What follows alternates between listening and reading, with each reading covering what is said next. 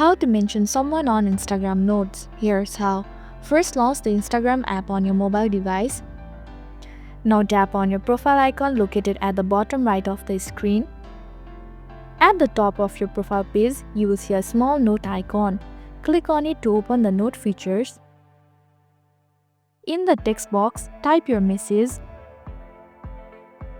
This is where you can mention someone by tapping @ followed by the username.